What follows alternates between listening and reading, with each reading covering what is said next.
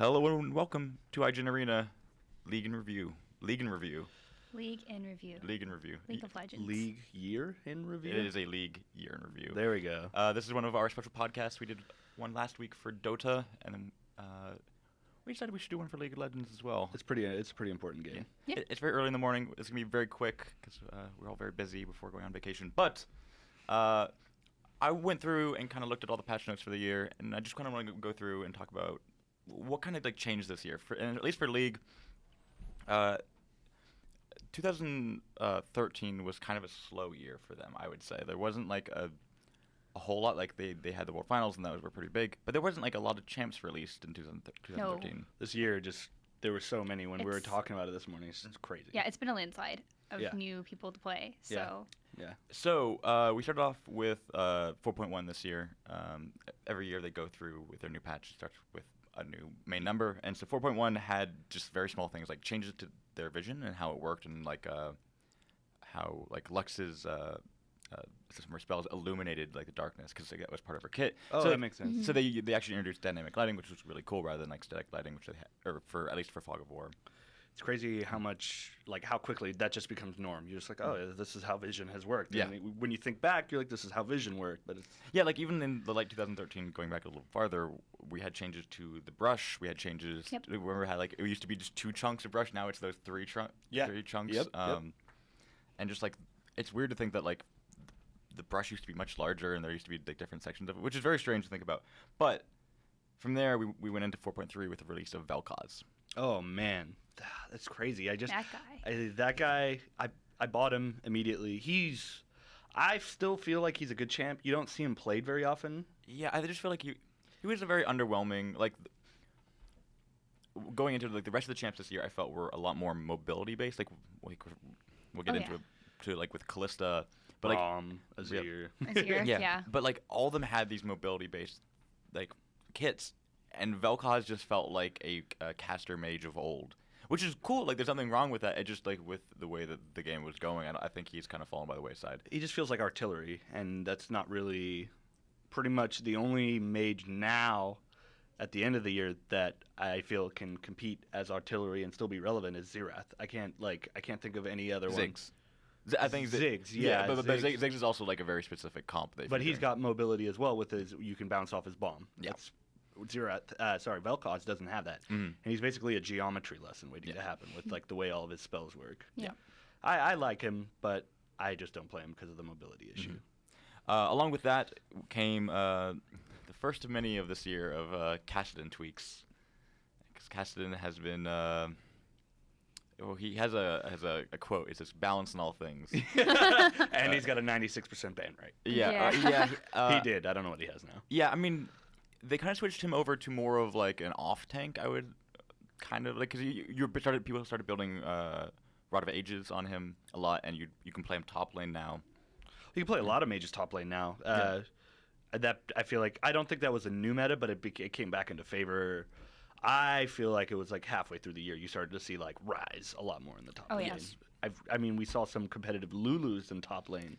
Yeah, it was great because we started seeing mages as kind of utility rather than pure burst casters, which has been really fun to see. Continuing on even with that, 4.3 had a lot. Heimerdinger got his visual overhaul, which I think was one of the first big ones that they put out, where he switched from just having the brain to actually the hair brain. Yeah. Man, this has been a big year. Yeah. It's been a massive year. This has been a really big year. So much new stuff, so many new champions. Riot's just been killing it. The lore is amazing. They'll keep getting my money if they keep doing this stuff. Yeah, I'm happy. They're you know what, guys, this doesn't make sense. Let's just redo it and make it amazing. Yeah. Yeah, and it's funny because I talked about, I think, earlier this year where I was man, Riot doesn't really care about lore anymore, and I was proven wrong because they were just started doing it differently. They started doing it more event-based stuff, more or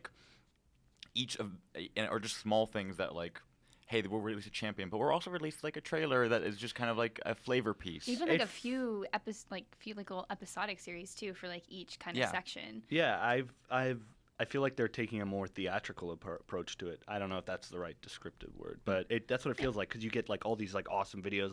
You guys remember the Until Dawn? Was it Until Dawn? Yeah, that one was amazing. Maybe I'm biased because Darius was in it, but who knows? And then the final thing from 4.3 was the team builder beta. Oh, team builder. Which is, again, my still favorite feature that League has added ever. Like, it's still the best way to play League, I think. Smart. Without a doubt, it's I do not do normal like draft or blind pick at all. Unless you're playing ranked. Yeah, of course, yeah. But Unless it's ranked. I really love, like I was talking about right before we started. It was kind of ugly, but it was one of those things where like we got it in the game, and now it works really well. The way that like you can see what roles people are looking for, and then choose champs based on that. Like it's really, really like an excellent learning tool. It also Absolutely. makes League easier to play on your own. So Yeah. the big thing with MOBAs is you always want a 5-stack. You don't ever want to just jump in. I mean, it's a pain in the ass to play with people who are you don't know and they're gonna have some like crazy play style, and they're like, oh, I want to use this person, and you're I'm fighting gonna be over Ash mid roles. or I'm gonna feed. Right, Yeah, exactly. those So guys. it's dumb. So having that is really awesome. Yeah, so from there, next couple patches, 4.6 had the Twitch visual update. Twitch got feet. You remember he used to just have like the little, like I Oh, would call yeah. it a skirt a little bit because it just didn't show his feet. Then we went to the Karthus visual update, which was fantastic. They've had so many visual updates. Jeez. It looks so good. Yeah, again, and this is all I think kind of leading up to, which we'll get into, the Summoner's Rift re-release. Well, they reworked a lot. Like Yeah. visual updates on champions, they reworked Sion completely. Yeah, Like- we're getting to that. 4.10 had the Nidalee rework, Oh yeah. where she, I feel like now is like more viable and less viable in the way of you don't just use her spear and Yeah. like try to just poke down forever. Bruiser in Italy is seemed to be a lot more popular. You know, like the tanky cat. Like, Yeah. Yeah. I enjoy playing her. She's a lot of fun. The running, I hate fighting her, but I enjoy playing her because it's like when you fight her and she takes off running, you're like, well, if I don't catch her in 2 or 3 seconds, this is just going to be painful. Yep.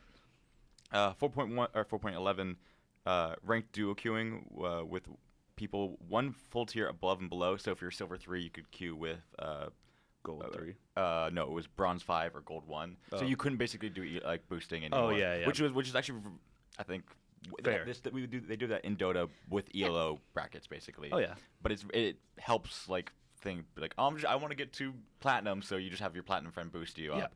Exactly. No, I think it's smart. It's really nice. When I used to do WoW Arena a lot, you would always get these like I was never very good, but I'd be like 1800.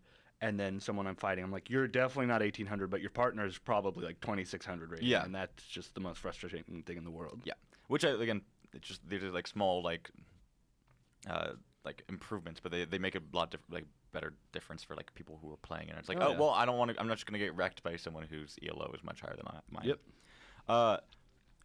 4.13 Sona rework, which I think was very much needed because Yep. Sona was very much lacking. Well, she's like right now. Right before we came in here, I was watching her get played in the IM Cologne. Like, she's super powerful. I think I need to play her more because I really like support. So Yeah, she's awesome. she's good. She's one of the better ones, I feel like. I usually play Thresh, Braum, or Leona. Those are my tanky support style. So then we finally get to, which is actually a good like chunk of time before their champion released. But the next release was Gnar. Gnar came before So Braum? Cute. No, I thought Braum came first. Oh no, he's missing my notes. Yeah, so Braum was probably earlier in there. Yeah, Braum. I love Braum as a support, and that was a great champion release. Like, he's so viable. I mean, I almost see him. It's safe to say you'll see him like every third game you play as a support. I really like Braum. Like, their list of champions are what they released this year. They're all really, really strong. Like, the most underwhelming one is probably Vel'Koz. Yeah. And he's not even that underwhelming because a good Vel'Koz, as soon as that ult comes out, everyone has to scatter. Yep. That laser beam vision. Yeah. But yeah, we were talking about Gnar. I really like Gnar as well. His kit is really interesting. He makes for a really, really fun to watch top laner. Yeah. You look like you agree. Yeah. I just like him. Oh yeah. So just for clarification, Braum was released in 4.17 or 4.7. Oh, so much earlier. Like, there was a little bit of a gap, but yeah, it was. So pretty Vel'Koz, Braum, Gnar. Yeah, it's been towards the later part of the year when they've just steamrolled. slew of Yeah. people. It's just like, oh, hey, new champions. Next patch was Azir. Oh wow, yeah, that's right. Yeah, so Azir was an interesting champ because he was very interesting in terms of his kit and like his playstyle was kind of something we've never seen as like a is more of like I would consider more of like a Dota style champ where you have minions and like you have to place them. Now that Right. there's a little bit more micro involved with it. But he was really broken when he came out, like just incredibly broken. Where like you could bounce people on top of his wall. Do you remember that? You could show people into wall and they would just like Yeah. bounce, and they eventually fall off his wall. His I just want to get a gif of you going bounce. No, but his ult broke the game. Remember, you could use his ult and it would push the tower AI out of the tower. So you would ult the tower, and then the AI would get pushed out of the tower, and then the tower no longer functioned. Like you could be standing right underneath it, and it wouldn't attack you. Yeah, so he was an interesting champion. I think a cool champion to challenge to challenge Riot into like Absolutely, yeah. like changing the way that they had to code stuff, which is just like a fascinating like even thinking about it like how did that even happen? And I'm not blaming them. It's just like this is a fascinating thing that you could push the AI out of something. Well, it's Azir I liked because it's so different. Like we said, like he's so different from the rest of the champions that they released this year and that are on the roster. And it seems to be like a trend with these champions that were released this year. Like Kallista's really different. Nara is really. She's awesome. You mentioned you like playing ADC. I'm not a big ADC player, so yeah. As long as whoever had a hand in designing Azir, I would like him to do more because him or her to do more because if that's what they can do with a champ like Azir. And his playstyle fits his lore so well. Like he's a commander. He's the former emperor of Shurima, and his the fact that he's like commanding minions. That's really cool. I'd like to see more of it. Yep. From there we went to a Soraka and Victor rework. I haven't played much of Victor, and I kind of forget exactly the details. I think it was a lot of just tweaking to his kit overall. Yeah, especially it was the items. Like he has an item that he always builds, and I think it was tweaking the values on those and the way that those functioned a little bit. He's a really high skill cap character. I have a friend, Hammy, who plays him really well. And if it's like one of those characters like there's a lot. Actually, every champ's like that. But if you play him really well, it's overwhelming. Yeah, like, really hard to fight.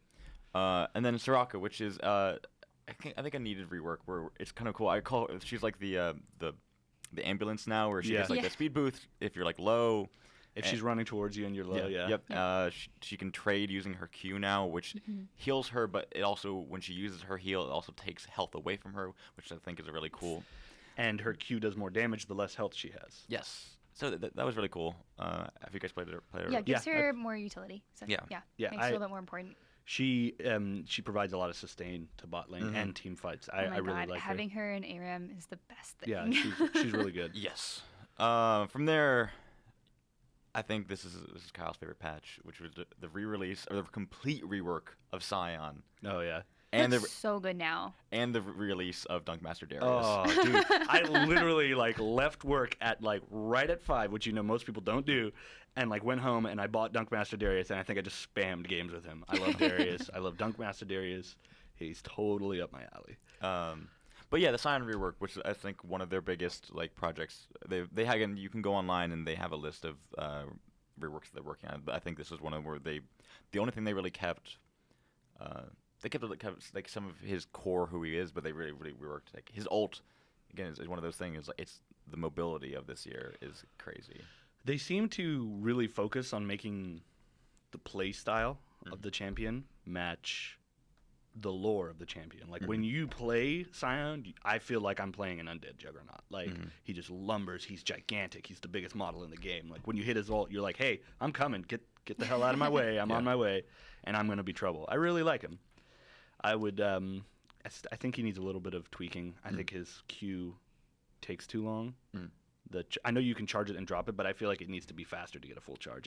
It's too easy to get out of the way, especially with how important mobility is. But that's just personal opinion. So we're gonna take a quick break, and we'll be right back we're gonna finish up with one of the final patches of the season, and then we'll talk about esports a little bit. Sounds good. Yep. And we're back. Hello. That was really loud. That was loud. loud. There was a weird echo in here when you did that too. New Summoner's Rift. Oh, geez. I really like it. It's so beautiful. I like it. I love it so much. Yeah. I'm glad that they redid it. I like the new jungle. I like everything about it. I like the new team fighting that comes from pretty. it. It's just so pretty. It's so pretty. It runs smoother. Just everything about it is better. Yeah, I mean, they changed up all the camps. They give like smite buffs depending on who you smite. So jungle has been something they kind of redid year by year because I think they're still finding their footing with that because they want to make it more. Make it like you don't do blue then wolves then Make it less about routine. Yeah, then the same path. They want to be able to like, hey, you can choose. You have choice in the jungle rather than what is Right. the most efficient path. Who are you gonna smite? What are you gonna save your smite for? Where are you going? What are you You doing? can smite champs now. Yes. Oh yeah. That's Which a is big very deal. strange. Yeah. Or at least one of the paths you can smite a champ. And it's just I think that's what League needed as a whole, and to like even to be like having people be like, hey, you should come play League. They're like, it looks old. Oh, Yeah. yeah. It's very cartoony, but I feel like they're cementing their style a bit more with the reworks and stuff. It's not so. A lot of people do say that the style is cartoony. Yeah. And It's more whimsical. It is, but than now it's a little bit cartoony. more. Yeah, it's a little bit brighter. It's not so dark. It's not so just like weird poppy colors. It feels better now. I Yeah, think. and I think along with that, they updated. I think almost every single champion now has got a like texture rework. Like not a complete like overhaul, but they got Yeah. a texture rework. So like Yes. it kind of fits more with the map now, which The is just style. which is very very cool. Just for them to be like, oh, we need everything to a visual consistency. Yes. Yeah, I really like it. I like the champion updates. They look really good. The map is really good. Like I mentioned before, like the jungle rework is really cool. The fact that you have to decide like, oh, am I gonna smite the birds, or am I gonna smite the raptors? Am I gonna smite the raptors, or am I gonna smite the golems? Am I gonna smite the toad? What am I gonna save it for? Because it's like, do you want the ward clearing vision? Do you want heavy hands? Do you want the poison armor, the thorn mail, whatever you want to call it? I like it. It made me jungle a lot more. Same with team builder made me play ADC a lot more. Those Yeah. are two roles I didn't. And then from there, it kind of gets towards the end of the season. Like we're into now the more experimental patches.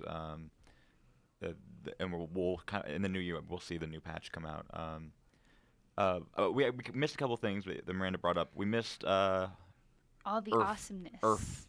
Earth, yeah, we missed Hexakill, we missed Earth, we missed Ascension, we missed. Yeah, I mean, they were kind of. So yeah. my favorite things about League, which are the events. Yes. Like, Yes. By far, Riot does such a good job with them always. Like that's something I feel like is always missing from other MOBAs. Like they do them every now and then, but Riot is spot on with them, and they make them a big deal and they make them fun, and it's you nice. get rewards. Yeah, like special icons and all those sort of things. So yeah, Earth was 80% cooldown reduction, and nothing costs mana anymore. I was the happiest person.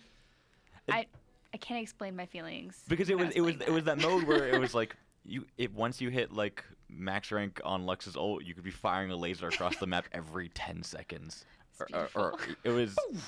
And it was just so much fun, and this is like the mode that I think everyone Wants back. in the community wants back.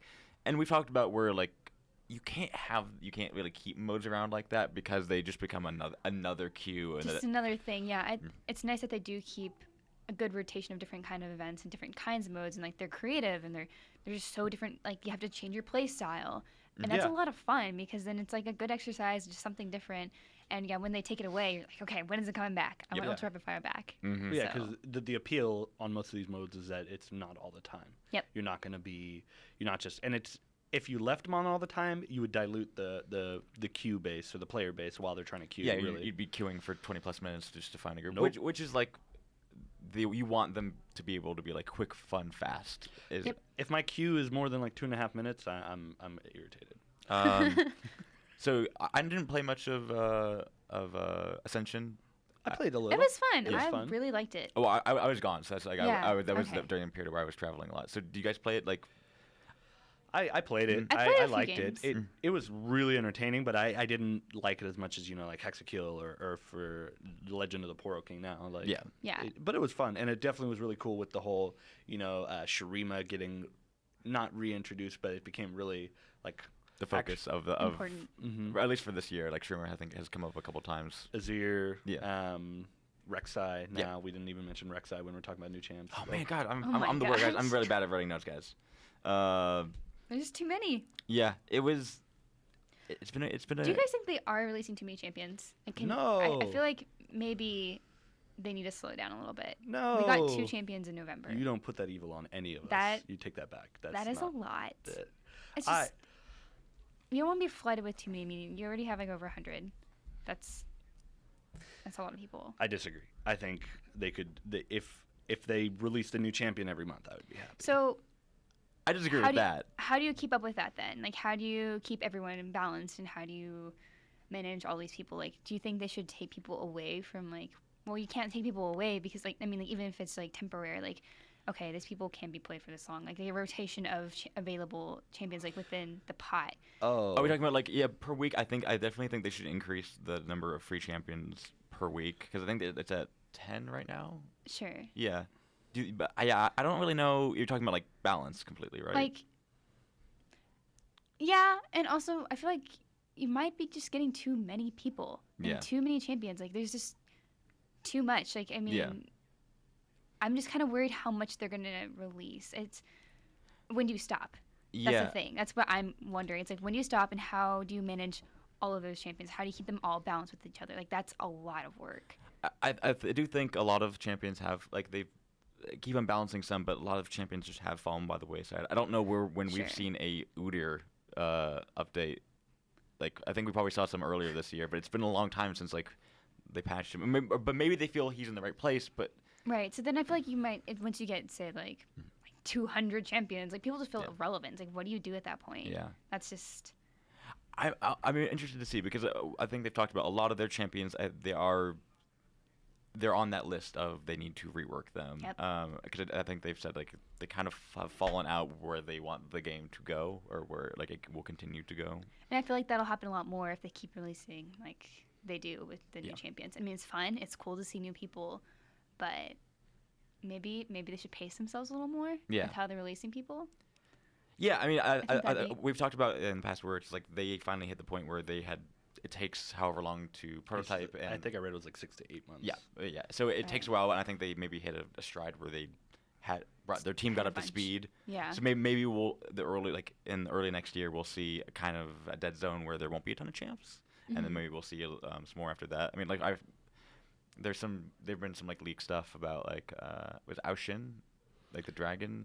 I think he's been, like, in the ether for a long time. Yeah, and I think they've said, like, a lot of stuff gets prototyped but just never makes it to, like, the actual concept phase where they're actually, like, they maybe prototype it, but they're like, no, this isn't working. They'll abandon it. Yeah. So maybe we'll see, like, a dry spell in the beginning of the year and then ramp back up. But I don't know. I mean, new champions are always so exciting, at least in the moment. Yeah, it's always very exciting. Yeah. But I just worry that number gets too high. Yeah. Like, what do you do at that point? How do you manage all your champions? Yeah. We're due for a new energy champion. We are. Recently, we've been seeing, like, people being like, "Where is it? We want more ninjas." Yes. Because it has to be a ninja for whatever reason. Yeah. If you're an energy champ. Yeah, that's true. Well, yeah, Lee Sin. I mean, does Lee Sin count as a ninja? Would you count him as a ninja? Yeah, that's rough, right? You're like, that's kinda. He's a kung fu dude. Yeah, that's true. He has Yeah. some Zed, ninja Shen, attributes. Akali. Would Talon count as a ninja? He is, but I wouldn't consider him. He's not. He doesn't feel like the rest. He's like. He's yeah. This derailed quick. Like, what counts as a ninja? This week's topic: are we ninjas? Are we ninjas? Do we count as ninjas? Moving on to kind of everything outside of the actual game.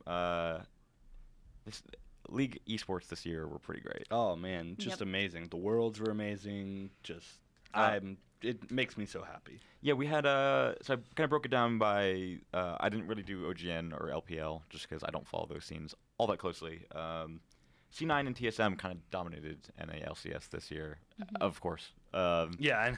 Yeah. I think the coolest thing this year was we had LMQ, which was a bunch of players from the East came out and they started a team, and they did really well. They came during a summer split and did okay. Like they didn't top any of the seasons, but they kind of showed, hey, we're here, we're dominant. The North American esports in general, the scene for North American esports, really making me excited. The North American League scene is also really exciting. Yes, I think CLG. They dropped a couple places. They've been doing okay this year. I think they had a rough second half of the year. Didn't they just get Skara as one of their coaches? Yeah, Skara is now coaching them.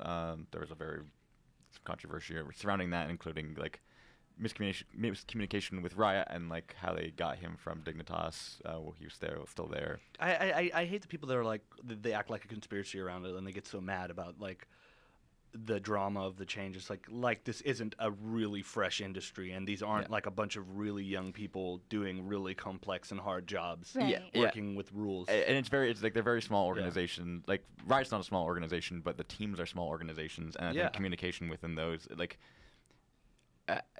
In football, you have a staff of probably 100 people, maybe on a team, like just managing contracts and stuff like that. Yeah, it's you probably have maybe a staff of 1 or 2 dealing with that stuff for esports on the teams. Maybe it's people, and it's unfortunate for esports, but people hold it to the standard of like the other what they can relate it to when it comes to like competition and watching like competitive events. And people have to understand this is still so new and so young. In America, is so young. Like these other like European scenes and Korea and China and all these other scenes, they're really well developed and it's already like culturally cultivated on that side. Right, like they have a better handle on it, and whereas our teams over here in North America, and that kind of a testament to that is how many teams you see in esports from America, especially in MOBAs. Like there's not a lot of big teams, and that's because it's still new. It's still new here, and there's still You can't growing. even say esports in North America without making people angry. That's a whole nother topic of conversation. We talked about on the DotaCast, which you should also go listen to because that was some good stuff, about player associations and how like North America doesn't really have that quite yet, and how it requires funding from teams and players. Oh, you mean like a comprehensive player association? Yes. Oh, okay. Yeah. Like where you have players, and that's something that comes in 5 years' time. But right now, it's just not. There's not a place for it. There's just not the structure and money. Again, money it always comes down to money. Well, I think now that esports are starting to gain traction in North America, it's going to be nothing but good things for the esports community. Just by the nature of, I hate to beat my chest and be patriotic, but like of the way like marketing and funding works in America. Like once people start seeing that, oh man, esports, there's a lot of money in it, like an $11 million prize pool for Dota, a lot of money in it for the like league. Like as soon as people start seeing that, then it's just going to explode. I mean, you've started seeing esports being valued in some colleges. Like there are league teams. Like Twitch bought. Sorry to cut you off, but I mean, I'm 100% supportive of that. So much this year that has grown, and it's cool. Like I've read a lot of stories about like colleges offering scholarships for people who are really good at league, and they have their own teams, and they travel because Riot does support that community as well. Like they have their own like collegiate tournament, and that's 100% reflective of the support Riot gives their game and their community is reflected in how fast it's growing and how well it's received and how people can choose it. If there's something they really like to do, people can pursue it, and it's not like the end of their career. Right. It really exciting. Amazon buys Twitch. That's awesome for esports. Twitch bought EG and Alliance. Yeah, they bought GG, the company GG. Yeah, which owns Evil Geniuses and Alliance. Like all these teams are getting sponsored by like huge brands. In the funny enough, Pornhub sponsors a team now. As in Spain. Yeah, it's just crazy. It's we talked about in the past, like of even this is completely off topic of League, but like that Sony like esports thing. And, There's some good esports stuff this year. I want to talk about Worlds real quick because Worlds was there's such a fantastic build up to that tournament, and of just how like they're like, hey, it's not just this tournament we built. They had that like Guerrillas style trailer with Warriors. They were with the Imagine Dragon song, which was just fantastic. That was so cool how they did that.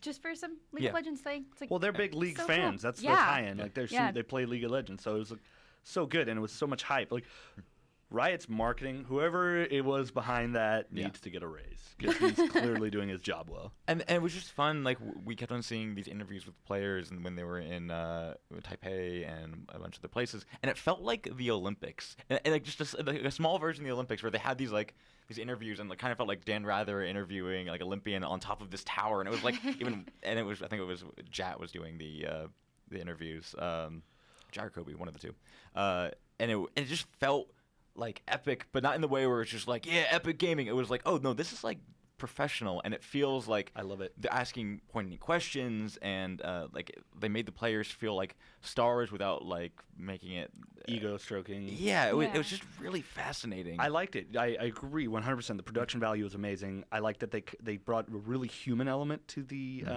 players. I It's like always that a so lot. important. I feel like this past year too, especially in the U.S., we've been able to care more about players in esports Yeah. and teams. And Yeah. before, like when I watched, I was like, oh, that's kind of cool. I just want to see some professional people play. Yeah. And now I'm like, I want to see this team play. Yeah, I want exactly. to see. I care about these players. Mm-hmm. I really like it. I think reminding people that play League that the people you're playing with are human is really nice. Yes. I have a big gripe with toxicity within the MOBA community. I don't think I'm revolutionary having an issue with that, but it's like making things about the players being human, about it being like their dream. We even saw some stuff about their parents. Was that with Worlds where like the parents would talk about, or am I confusing my documentaries?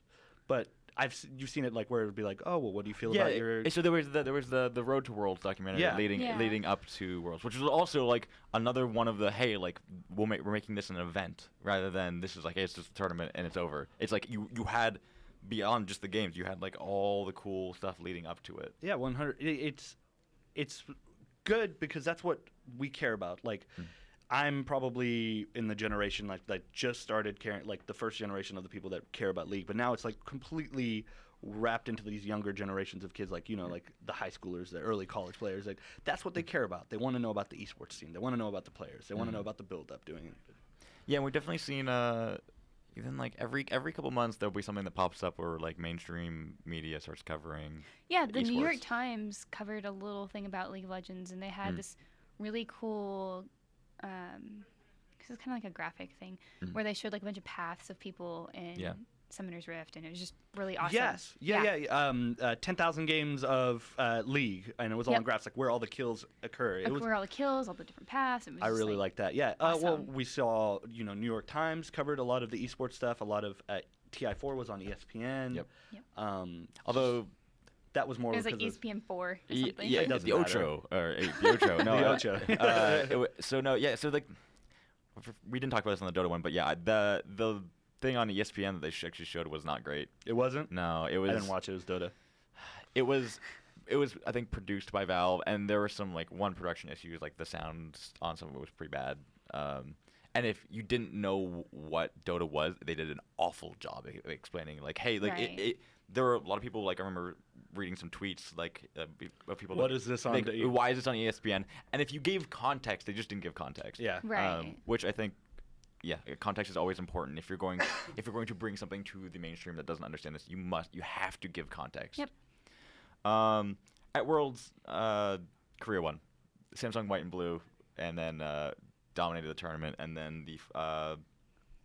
then it was OMG and Starhorn Royal Club were the other two big teams, and I didn't even make it into the top 4. Yeah. Okay, so I know people are gonna be like, well, of course the Korean teams won, but like. No, but they're the better teams. Like there's no defining that. They always win. The whole culture behind There's a reason they are the better teams. Yes, because it's cultivated. There's like this is a respectable thing to do. Like be a pro gamer. That's wonderful. Their academies are better. What they do is better. Yeah, they have again like we're I think coaches are finally becoming a thing. LCS is now acknowledging coaches as part of the staff, and they're allowed to be on stage next year. And they have a microphone. They have a headset too. Yeah, now. so now they can help during pits and bans, which will just be the coolest thing. I'm super excited for in 2015 about esports. But yeah, again, they just have a better System setup for making and cultivating talent, which is fine. And it's really entertaining to watch because you still had C9 like didn't make the top 4, but like they still put up an awesome fight, and so did TSM. I like C9. I like C9 as a team. They're one of my favorite. Like I like their entire team, like all their teams. I like C9 for League, and I like them a lot for Dota. Yeah, I got to meet them at IEM. Well, the owner at IEM San Jose. He was super cool, like super cool dude. It was that was a really cool experience. I enjoyed that a lot, and watching them there was amazing. Yep. Anything else you guys want to bring up about 2014? I know in League of Legends. I don't want to say no because as soon as I say no, I'm gonna think of 400 things as the camera turns off. Of course. I just really like all the champions. Like Champion of the year? New release champion of the year. What would you? So the list is it's Braum, Azir, Gnar. So Gnar is the Kalista, cutest. Vel'Koz. He's a Yordable. I think it's Braum. Ah, there we go. Oh. You got I it. like it. Braum for me. Braum? Yeah. I'm gonna I'm gonna I have to agree. go Braum. Yeah, Yep. Braum is amazing. Yeah, like in terms of like why I love support champs. I love new support champs. Like Thresh, we've talked about Thresh ad nauseum, but it's like Thresh is the end all be all support champ. Yep. Oh yeah, I agree. I really like the new theme with support is being really aggressive as a Yeah. support, like roaming. Supports also, support the jungle for the first like couple levels. That's not uncommon. And Braum is like Braum and Thresh Yeah. and Leona are like the three really aggressive champs. And we got Morgana's a little bit more defensive, but she can have her aggressive thing where like You get caught in that bind. level 6, and like you can just like I'm just gonna walk into your team. Yeah. Yeah, and you're all frozen for a couple of seconds, and Yeah. then you're if you're playing with like Lucian or something, you can just walk all over them. You get caught in that bind. It's like, well, okay, better hope I don't die because then I'm running right afterwards. It's Yep. ridiculous. Yeah, So all of us were unanimously Braum. yeah. Yep. More Braum, please. More Braum. Yeah, Good let's- guy. Good guy, bro. Yeah, I like Braum. If you have a problem, you come to Braum. And the Dragon Slayer Braum skin, one of my favorite as well. Do you guys have favorite skin of this year? Ooh, you know my answer. I You know your my- answer. Miranda. feel like- Miranda. I think Varus got a new skin. It was really awesome. Varus is one of my favorite. Mm. So I've I'm never biased. played Was it. that the snow one? No, that wasn't Arctic Was it like Ops. I don't remember which one it was. Maybe it was. Was it Arctic Ops? Was that I'm this pretty year? sure that's the new Let's one. Google Yeah. it. You tell me your skin. I really like the new the arcade skins. Yes. Yeah. Well, okay, which is your favorite arcade skin? Those are really good. Those are so good. Is it Hecarim? Was Hecarim this year though? Was he arcade this year? I know he's an It may arcade have been skin. this year. It was the final boss skin for Vygar. for Vygar, yeah, which I just absolutely love. Like they had a really cool tease, and like Yeah. a really cool video for that. I think that's my favorite new skin of this year. Yeah, Arctic Ops was this year. Oh, it Yeah. was? Okay, yeah. That's awesome. Yeah. So I know we joked about it, but mine's Dunkmaster Darius. Yeah. I just love it. The I- trash talking is just the best. Just the amount of NBA Jam jokes and videos that came out of that skin, it just makes me so happy. Oh God. And then I love that his recall animation that he just plants his axe and then like bounces and then just dunks. Oh, it's the greatest. Yeah, like again, we could go on forever. Oh, yeah, Popstar. Yeah, Popstar Ari. That was a That was year this- ago. Oh, I was like, that's this So year. I didn't think it was this year. I was Ari- pretty sure it was Ari last is- year. Whatever, the- Ari is the best. That's my that- cat's name. Yes, your cat is named Ari. named her Well, But my that- cat's name is Darius. Well, your name. You need to get a pet and name it. What would you name it? Yeah. I want to get a dog and name it Volley Bear. That's pretty good. Oh. Volley. Or yeah. Volley. Volley would be an awesome Yeah. dog Yeah. name. Little dog, but it has to be like a corgi or something. Oh my god, I want a corgi. And on that note, that is League of Legends Year in Review 2014. There'll be a lot more stuff coming up in the new year for IGN Arena. Our email is arenapodcast@ign.com. Please send us emails. We'll be back. You guys may be podcasting like in January. Early January. End of Oh, January. like I sometime will not next be year. back. I will be on the other side of the planet. But you guys should do an episode and talk about all the cool stuff you've been doing over the break. I'm glad Yep. we're diluting the Dota with some League. Yeah. So have a happy holidays. Yep. Hang out with your family, do some fun stuff. Play some League. Go play League. Go play League. Go play League. Thanks, guys.